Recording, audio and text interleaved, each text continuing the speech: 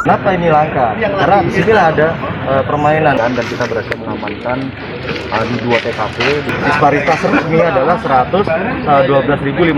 Nah, ini bisa dijual 400-500.000 bahkan lebih per sak. Ini adalah masalah-masalah yang lama Dan kita dapat 100 ton di salah satu gudang di Kabupaten Ngawi. Kami bagi Pemda sangat mengapresiasi kinerja dari pihak kepolisian. Jadi saya harapkan kepada, mohon maaf oknum-oknum, jangan ada lagi temuan seperti ini.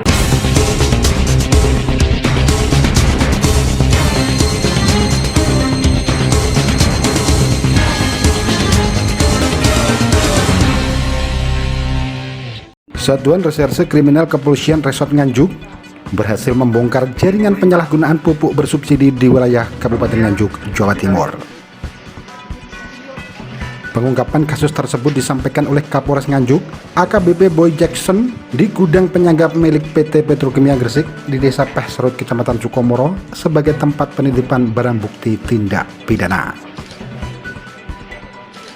Menurut Kapolres Nganjuk, Satreskrim Polres Nganjuk mengamankan 3 tersangka dari 2 tempat kejadian perkara atau TKP terpisah. Adapun TKP pertama adalah wilayah Kecamatan Tanjung Anom dengan barang bukti 4 ton pupuk bersubsidi. Di TKP lain, petugas berhasil mengamankan 1 unit truk bermuatan 9 ton pupuk bersubsidi sampai akhirnya dikembangkan ke wilayah Kabupaten Ngawi. Total barang bukti yang berhasil diamankan dari 2 TKP itu mencapai 113 ton pupuk bersubsidi jenis Orea, ZA, Ponska, dan SP36. Para tersangka melakukan penyalahgunaan dengan menjual pupuk bersubsidi kepada orang lain yang bukan merupakan anggota kelompok tani sesuai dengan RDKK atau Rencana Definitif Kebutuhan Kelompok Tani. Ketiga tersangka yang saat ini telah diamankan diantaranya adalah berinisial R, seorang pemilik kios di wilayah Kecamatan Tanjung Anom, HNP, dan L, yang merupakan tersangka pengungkapan kasus di wilayah Kecamatan Sukomoro.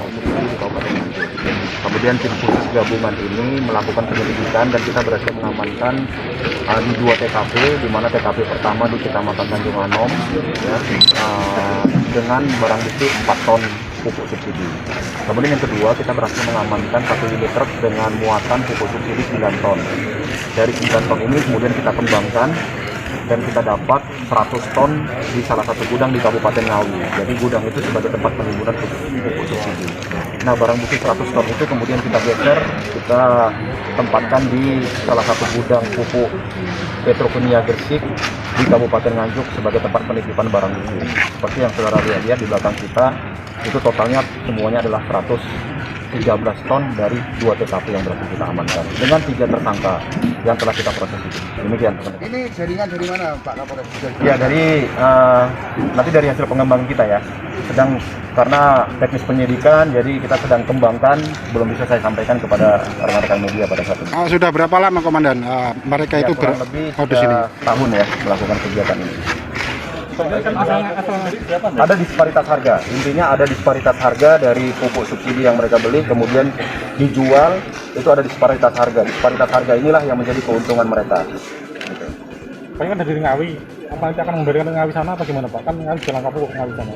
Enggak, jadi ini bukan dari, jadi ini di Ngawi itu tempat penimbunannya saja. Jadi itu pupuknya berasal dari beberapa kabupaten yang ada di Provinsi Jawa Timur. Pengungkapan kasus penyalahgunaan pupuk bersubsidi tersebut, menurut Kepala Satuan Reserse Kriminal Kepolisian Resort Nganjuk, AKP Igusti Agung Ananta Pratama, merupakan hasil pengembangan dari penangkapan unit truk di wilayah Kabupaten Nganjuk yang bermuatan 9 ton pupuk bersubsidi. Setelah dilakukan pengembangan, diketahui salah satu rumah kosong di wilayah Kabupaten Ngawi dijadikan TKP penimbunan pupuk bersubsidi tersebut. Setelah dilakukan polis lain, petugas membawa 100 ton pupuk bersubsidi ke wilayah Kabupaten Nganjuk dan dititipkan di gudang penyangga milik PT Petrokimia Gresik di wilayah Kecamatan Sukomoro, Kabupaten Nganjuk.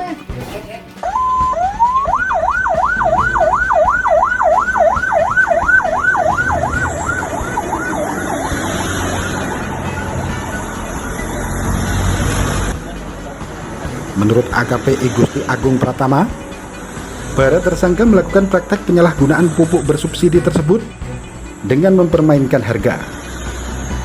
di mana seharusnya disparitas harga tertinggi menurut Dinas Pertanian Pemerintah Kabupaten Nganjuk adalah Rp112.500. Sulitnya mendapat pasokan pupuk dimanfaatkan para tersangka dengan menjual kepada para petani dengan harga antara Rp300.000 sampai Rp500.000 untuk satu sak pupuk bersubsidi. Kenapa ini langka? Karena disinilah ada permainan beberapa oknum ini, sehingga itu yang harus kita benahi dan kita harus ungkap.